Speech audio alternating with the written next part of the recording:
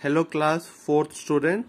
So yesterday we have started with our chapter number 2 that is success through hard work. मतलब हमने ये chapter start किया था and there was a boy name Rohan.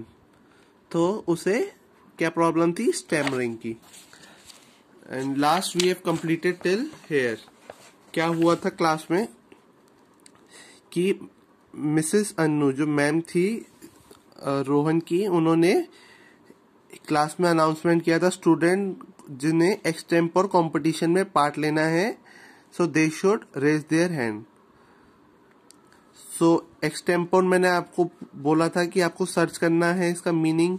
Extempore का meaning होता है students, extempore competition का meaning होता है to take part in a competition without preparation. मतलब बिना प्रिपेयर करे उस टॉपिक पे पार्ट लेना. तो आपको उसी टाइम टॉपिक दिया जाता है और 5 to 10 मिनट्स का टाइम दिया जाता है उस पे प्रिपेयर करने के लिए. ठीक है, आप इसमें पहले से कभी तैयारी नहीं करके जाते इस कंपटीशन में, और आपको इसमें स्पीच देनी होती है या एसे देना होता है, आर्टिकल के ऊपर कुछ भी बोलना होता है. तो ये होता है extempore competition. Mrs Annu noted.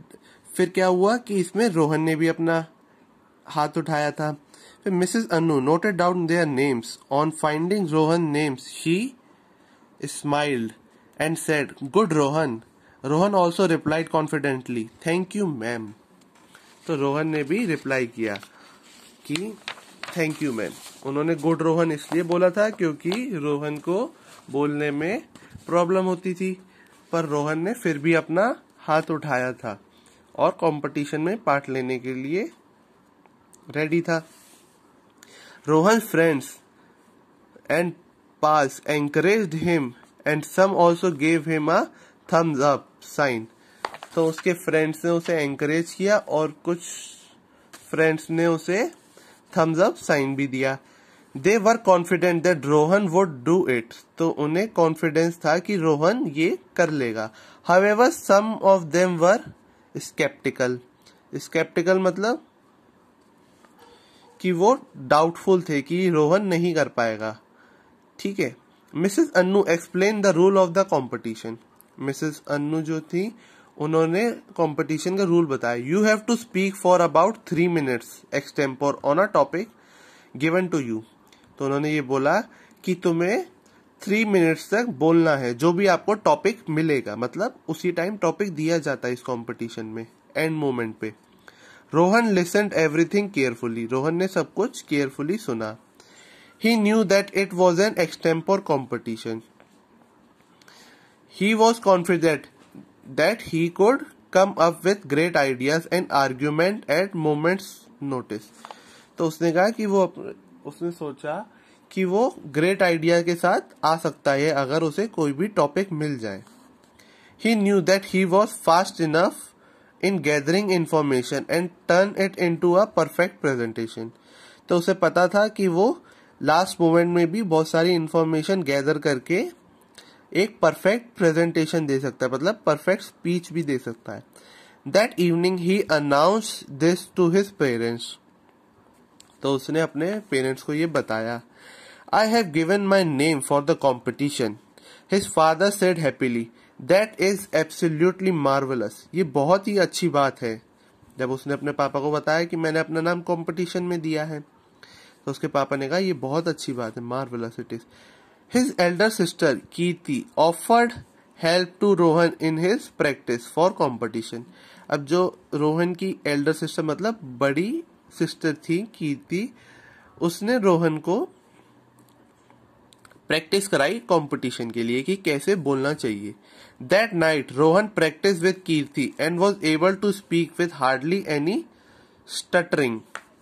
She gave him confidence by saying you will definitely do well.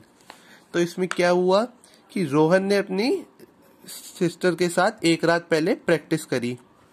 ठीक है, और वो बिना रुके बोल पा रहा था.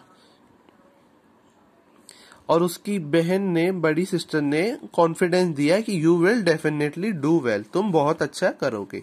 The next day everyone was present in the school hall. तो सारे स्टूडेंट स्कूल हॉल में प्रेजेंट थे। Among the choice of subject Rohan choose try your best to win. तो जब टॉपिक दिया गया तो उसमें एक टॉपिक चूज करना था एंड मोमेंट पे, तो रोहन ने चूज किया try your best to win.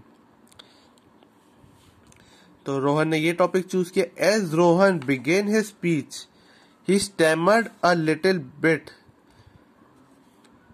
तो क्या हुआ, स्टार्टिंग में जब स्पीच स्टार्ट करी रोहन ने तो वो स्टैमरिंग मतलब रुक रुक के बोलना उसने बोला, little bit. But later on क्या हुआ, later on he became more and more confidence, वो कॉन्फिडेंस होता गया। अब next, he got stuck on the word perseverance. तो परसीवरेंस पे वो स्टक हो गया। परसीवरेंस का मतलब होता है strong determination. But did not give up and ended his speech with full confidence. तो वो फिर भी रुका नहीं, उसने अपनी स्पीच को फुल कॉन्फिडेंस से बोला। Everyone applaud for his speech. सब लोगों ने तालियां बजाई रोहन की स्पीच के लिए। He was given a special prize by the principal for trying too hard. तो उसे एक स्पेशल प्राइज दिया गया प्रिंसिपल के थ्रू, क्योंकि उसने बहुत ही मेहनत करी थी अपने ऊपर। The principal said, you have come a long way Rohan, it proves that if you practise well you can achieve anything, keep it up. तो उसके प्रिंसिपल ने कहा कि अगर तुम बहुत ही आगे आए हो और अगर तुम ऐसे ही प्रैक्टिस करते रहे तो तुम कुछ भी अचीव कर सकते हो, keep it up. That evening Rohan got a PAT on his back from his father. तो रोहन के पापा ने भी उसे बहुत ही, पैट मतलब होता है पीठ पे थपथपा के कॉन्फिडेंस बढ़ाना और ये कहना कि तुमने बहुत ही अच्छा काम किया है। His father said, Rohan, if you keep trying, one day you will become a great speaker. Hard work always bears fruit. तो उसके फादर ने कहा कि तुम अगर ऐसे ही ट्राई करते रहोगे तो तुम एक दिन बहुत अच्छे स्पीकर बन पाओगे। Hard work always bear fruit मतलब हार्ड वर्क करने से हमें अच्छा फल मिलता है। अब students, your chapter is now over. तो इससे हमें ये समझ में आता है कि हमें ऑलवेज हार्ड वर्क करते रहना चाहिए। हार्ड वर्क करने से हमें सक्सेस मिलती रहेगी। ठीक है, सक्सेस थ्रू हार्ड वर्क। तो हमें सक्सेस किससे मिलेगी? Through hard work. So thank you